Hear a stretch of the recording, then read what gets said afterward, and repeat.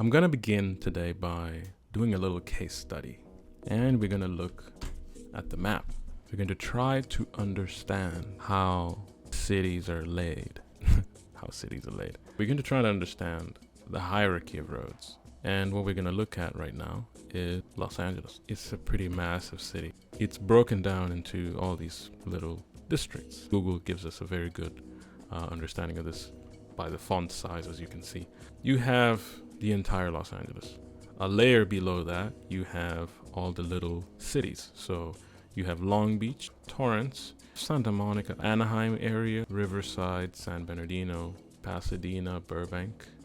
I don't understand why this is not broken further. I'm not an urban planner. I am an architectural designer. I would be working on one tiny building.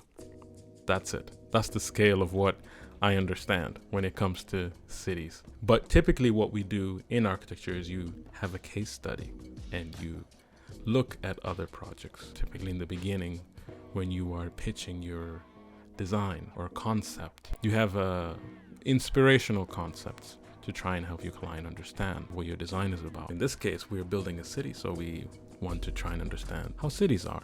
And by looking at this map, you can see the hierarchy in the roads. This is really hard to see in City Skylines because you get like a box. For example, this is the box that you would be able to get. And then you start building. But this doesn't help you when you're trying to build a big city. So I think it's important to try and understand the hierarchy of the roads. You have downtown right here. And as you can see, the yellow is the highway that connects everything, the blood vessel of the city, if you may. But what we see from here, let's start with here, this major intersection. So you have the 110 and you have the 10. The 110 connects from north to south. The 10 connects from east to west. The 10 actually, if you didn't know, goes all the way from Santa Monica all the way until Jackson, Florida. I never knew that. That's a trip I'd like to take one day. Back to breaking this down, you have the 10, you have the 110. As the citizens are going about the city, you exit the highway onto major roads. This is something that I have began to understand as I started playing City Skylines. You need a hierarchy, and I think that in the hierarchy you probably have different speeds. And as you get down into the neighborhood streets, then the speed is even less. Another interesting thing that you see with the highways, I think this is a little complex to do because the entire highway is lower than the surface streets. I'm not sure what the reason is. Perhaps it might be for noise. It's easier to contain the noise when it's down here because you would notice very interestingly, like even though this is such a massive highway, if you are right here, you can't really hear very much. And I think because the sound doesn't travel that much unless you're like on the third floor here. Now, I'm going to show you another city where I have lived as well. I've lived in Shanghai, China, which is something else also. In the city, there are no single family homes. It's all high rise. It is really beautiful. It has a similar hierarchy. Another weird thing with this is it's turned. I don't know why it is turned. This looks better. Okay, cool. This looks a lot better. This is so strange. So these are this way. And these are this way. That's so weird. So this right here, this is a highway. This is an elevated highway. And this elevated highway is just elevated everywhere. It's not like the one in Los Angeles where it's actually below the level of surface streets. It probably works in a city like this that has high rises. And I think here also it is about speed. So you have 4-lane roads that go between all the districts. Another major thing with Shanghai is one-way streets. I think in this kind of a city that is mainly high-rise, you have two-way streets, which are the main streets, and then all the other roads that are in between are one-way. One-way traffic is really good for traffic if you design it properly. So I think it's important to think about that because that also is very big when it comes to productivity of your city. Traffic really reduces the productivity of a city. So what we're gonna do is try to implement what we know from the case study and the road hierarchies.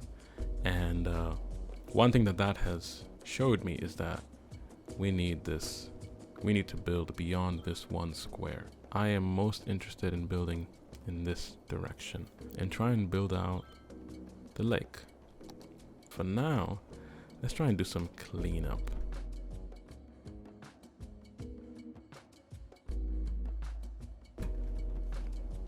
All right, let's look at death care. Death care 0, cemetery. We don't have a cemetery. Let's put it somewhere where it can be useful to many.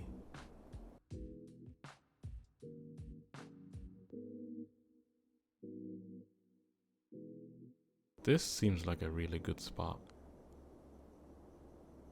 So we will do that. Let's come back. Let's get rid of these houses here. Once they're out of there, we'll put the cemetery here. Okay, clear.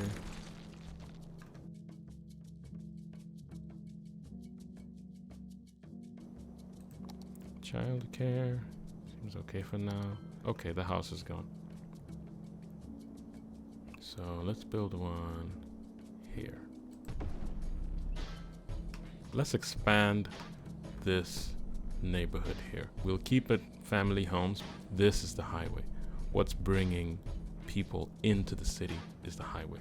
This is just going to be a major road that would connect the districts. And the reason I leave a space here is because we are going to expand it to a 4-lane road. But for now, let's continue with this expansion.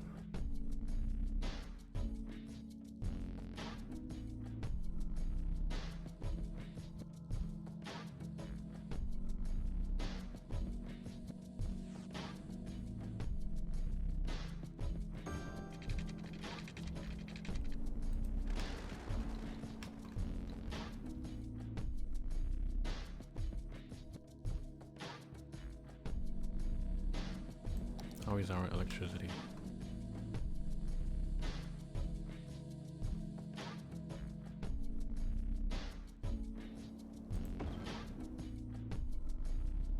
We want to keep some of these blocks. So this, like this, for example, this is a block, this is a block, this is a block. Hey, looks like it's... that's interesting. If I had another H, it would be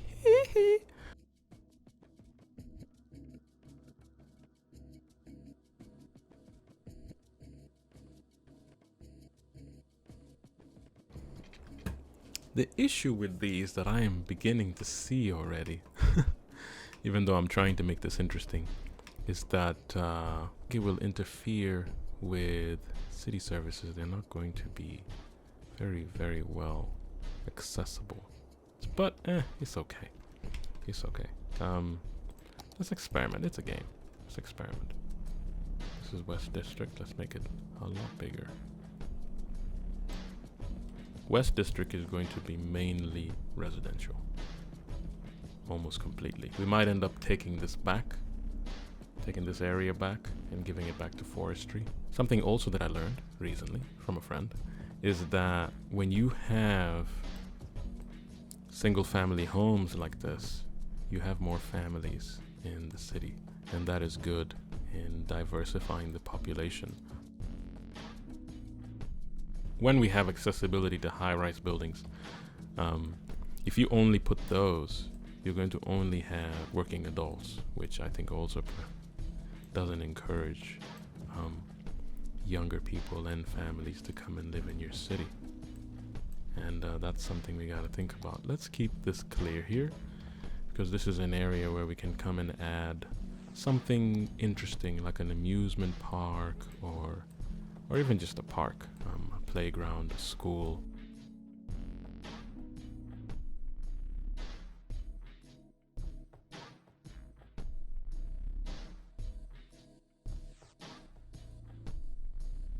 I've had this issue sometimes when I've added a commercial building and then later on the game tells you that you don't have enough customers or enough people to come and buy. So That is definitely something to consider.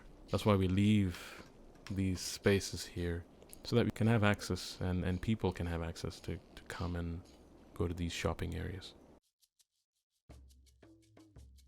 I'm very curious to see what these are going to look like once they expand to high-rise buildings with parks in the middle. And we're going to take inspiration from the case study of Shanghai that we looked at. Let's add a couple more commercial in these, between these spaces here that are needed. Right on the corner is always a very good location, because everybody has access to it. Let's see if we can add something related with death care. This is awesome. So this one works here. It can feed this entire area. So this is good. Although we have to think about how we want to do it, because we also want to separate it. Let's see. We can hide the cemetery behind this road here. And in the front, we can add some commercial to eat in this demand. And that later on is going to hide this cemetery section from all the residential. We add trees all around, because it's cemetery, you still want it to look good.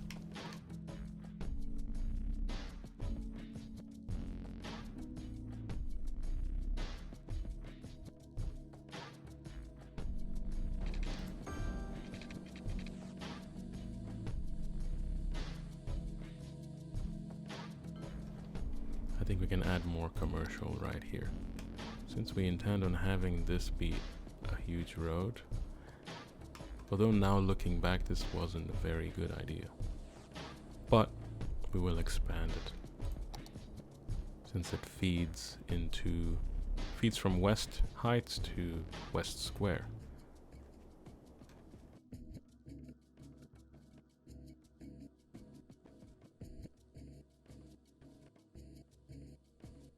This is a good spot.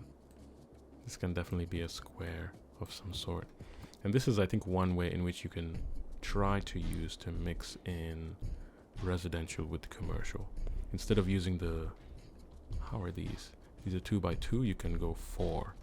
And then not fill it in. You can leave the space. And we will see how we can use these. These are pretty good. These are good to leave a square in there so that you can add trees, and trees will also help with insulating the sound. How's the power? Power has gone down. Water is just barely. So I think it's almost approaching time to add one more pumping station.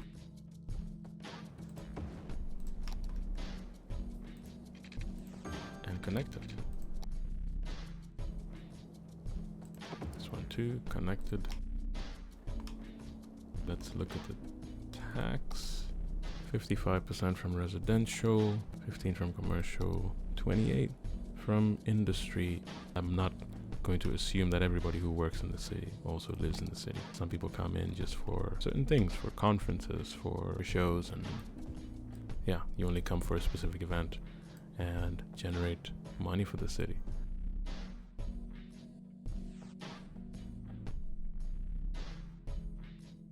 Did we label this? We did not. Okay. Let's do West Industry. Because this area we intend to make it just have generic industries. That's where you can hide the trash. And I'm not going to connect it with this here because we want to separate that. West Industry will stay an area of its own. We'll keep the distance quite a way so that the trees can still grow.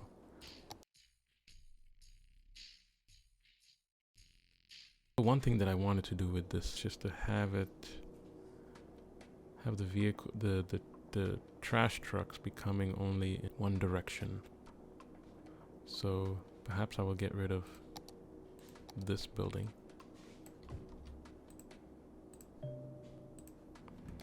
I'll get rid of that building, and then I will connect. I will connect here, and I will add another trash. So that this will be one way. I found that to be the most effective form of transport for this.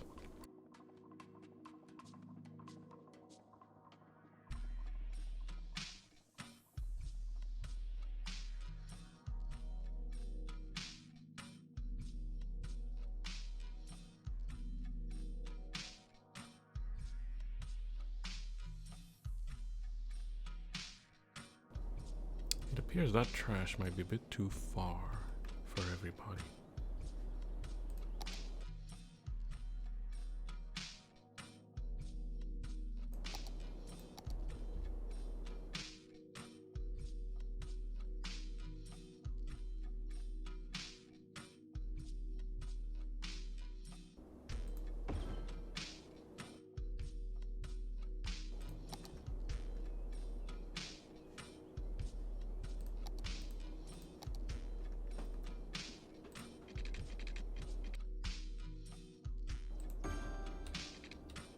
So now we have some spaces in between here. Let's try and insulate this area here. Let's keep this residential area quiet from the highway and give this area back to West Square. Because as we wanted it to be all forestry. All of it. Let's add some trees.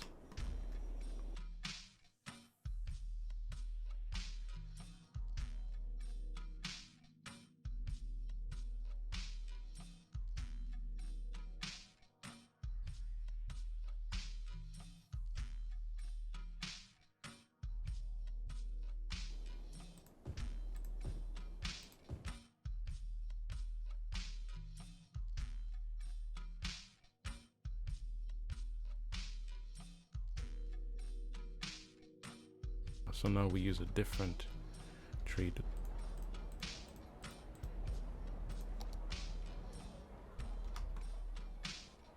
this one is interesting. We can add this one in the divider here.